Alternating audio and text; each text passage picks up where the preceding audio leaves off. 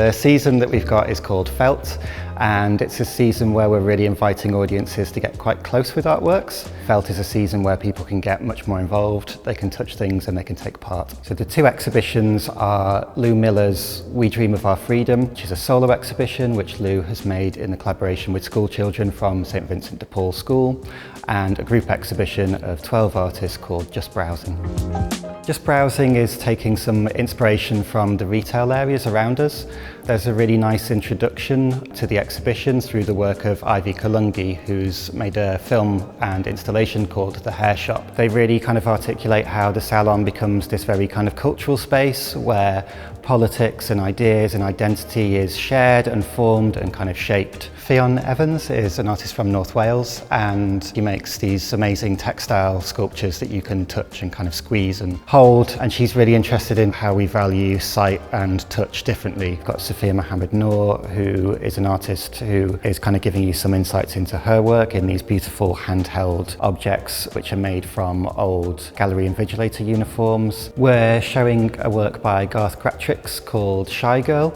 So in the work you're invited to pick up the towels and you can place them on the towel rail, so there's an element of labour to kind of activate the work itself. There's something really interesting about other artists in the show who make things that you can wear. So one example is Lewis Prosser, who is a basket weaver, and he makes these kind of folk kind of masks. These are objects that can be tried on, and you can kind of get an impression of sort of how an object might relate to your own kind of body. Across the exhibition there are some works which are actually for sale in the same way that you would go into a shop and buy, for example, a t-shirt. So I'm wearing a t-shirt by Bruce Asbestos, which you can buy in the exhibition.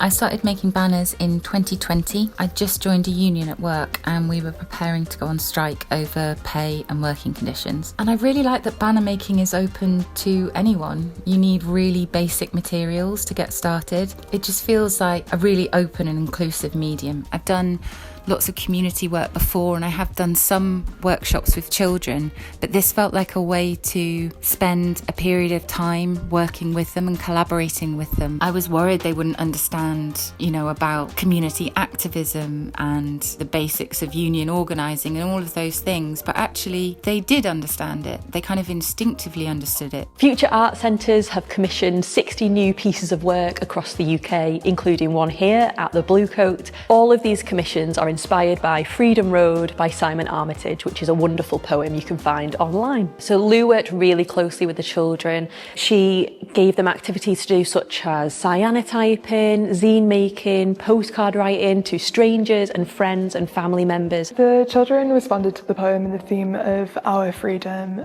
in so many different ways. Different ideas they came up with just around the word freedom and what that felt like to them. Freedom of movement or freedom of expression. I talked to them about the idea of creating a manifesto where we would write down a list of the freedoms that they would wish for all other children around the world. And I wanted to make sure their voice was heard and that other people added theirs too, so they can see that people of all generations and all different backgrounds from different countries, it all matters and it's all part of that essential work of being a community, and that collective action is the best way to create meaningful change. Lou also finds it really important to trickle that into the exhibition now and onwards, so there'll be opportunities for people to come into Bluecoat and work with the materials so that they can envision their ideas of freedom alongside the children's. These are both shows that are very fun to engage with. Audiences can get a real sense of materially how things are kind of made, what things feel like, that I think will be really interesting for audiences to take away.